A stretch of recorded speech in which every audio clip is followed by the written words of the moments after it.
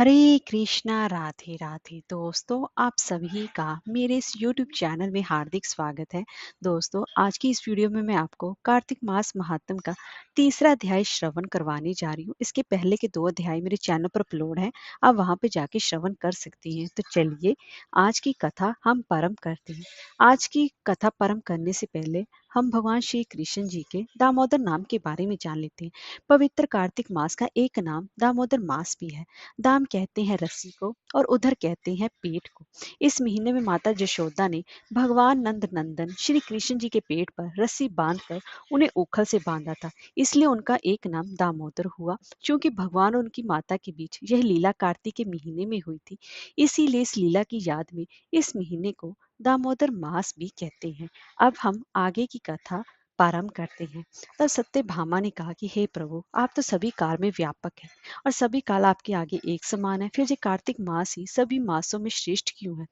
आप सब तिथियों में एकादशी और सभी मासों में कार्तिक मास को ही अपना प्रिय क्यों कहते हैं? इसका कारण बताइए। तब भगवान श्री कृष्ण जी ने कहा कि हे भामिनी, तुमने बहुत ही अच्छा प्रश्न किया है। मैं तुम्हें इसका उत्तर देता हूँ, ध्यान पूर्वक सुनो। इसी प्रकार एक बार महाराज बेन के पुत्र राजा पृथु ने प्रश्न के उत्तर में देवर्षि नारद से प्रश्न किया था, और जिसका उत्तर देते हुए नारद जी ने उसे कार्तिक मास की महिमा बताते हुए कहा कि हे राजन, एक समय शंख नाम का एक राक्षस बहुत बलवान व अत्याचारी हो गया था। उसके अत्याचारों से तीनों लोकों में त्राही त्राही मच गई। उस शंखासुर ने स्वर्ग में निवास करने वाले देवताओं पर विजय प्राप्त कर इंद्र आदि देवताओं एवं लोकपालों के अधिकारों को छीन लिया। उनसे भयभीत होकर समस्त देवता अपने परिवार के सदस्यों के साथ सुमेरु पर्वत की गुफाओं में बहुत दिनों तक छिपे रहे। तत्पश्चात वे निश्चिंत होकर सुमेरु पर्वत की गुफाओं में ही रहने लगे।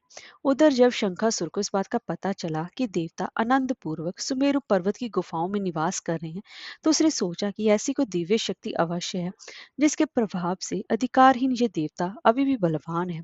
सोचते सोचते वे इस निर्णय पर पहुंचा कि वेद मंत्रों के बल के कारण ही देवता बलवान हो रहे हैं। यदि इनसे वेद छीन लिए जाएं तो वही भी बलहीन ही हो जाएंगे। ऐसा विचार कर शंखासुर ब्रह्मा जी के सत्यलोक से शीघ्र ही वेदों को हर लाया। उसके द्वारा ले जाए जाते हुए भय से उसके चंगुल से निकल भागे और जल में समा गए। शंखासुर ने वेद मंत्रों तथा बीज मंत्रों को ढूंढते हुए सागर में प्रवेश किया, परंतु ना तो उसको वेद मंत्र मिले और ना ही बीज मंत्र। जब शंखासुर सागर से निराश होकर वापस लौटा, तो उस समय ब्रह्मा जी पूजा की सामग्री लेकर सभी देवताओं के साथ भगवान विष्णु की शरण में पहुंचे और भगवान को गहरी निद्रा से जगाने के लिए गाने बजाने लगे और धूप गंध आदि से बारंबार उनका पूजन करने लगे। धूप दीप नवेद आदि अर्पित किए जाने पर भगवान की निद्रा टूटी और वह देवताओं सहित ब्रह्मा जी को अपना पूजन करते हुए देखकर बहुत प्रसन्न हुए तथा कहने लगे, मैं आप लोगों के इस कीर्तन व मंगलाचरण से बहुत प्रसन्न हूँ।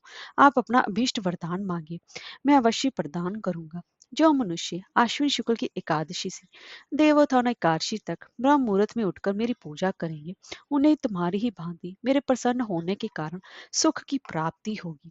आप लोग जो पाद अर्घ आचमन और जल आदि सामग्री मेरे लिए लाए हैं, वह अनंत गुणों वाली होकर आपका कल्याण करेगी। शंखासुर द्वारा हरे ये संपूर्ण वेद जल में स्थित है। मैं सागर पुत्र शंखासुर का वध करके उन वेदों को अभी लाए देता हूँ। 8 से 20 मंत्र और वेदों सहित मैं प्रतिवर्ष कार्तिक मास में जल में विश्राम किया करूंगा। अब मैं मत्स्य का रूप धारण करके जल में जाता हूँ। तुम सब देवता भी मुनीश्वर सहित मेरे साथ जल में आओ।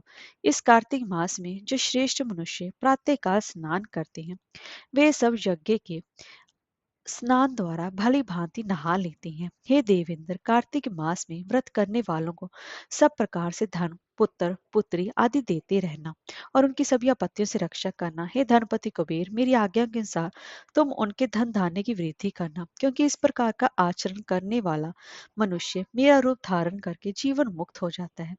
जो मनुष्य जन्म से लेकर मृत्यु पर्यंत विधि पूर्वक इस उत्तम व्रत को करता है, वह आप लोगों का भी पूजनीय है। कार्तिक शुक्ल पक्ष की एकादशी तिथि को तुम लोगों ने मुझे जगाया है, इसलिए यह तिथि मेरे लिए अत्यंत ही प्रीतिदायिनी और माननीय है। हे देवताओं, ये दोनों व्रत नियम पूर्वक करने से मनुष्य मेरा सानिध्य प्राप्त कर लेते हैं। इन व्रतों को करने से जो फल मिलता है वह अन्य किसी व्रत से नहीं मिलता। अंततः प्रत्येक मनुष्य को सुखी और निरोग रहने के लिए कार्तिक महात्म और एकादशी की कथा सुनते हुए उपयुक्त नियमों का पालन करना चाहिए। हरे कृष्णा, राधे राधे।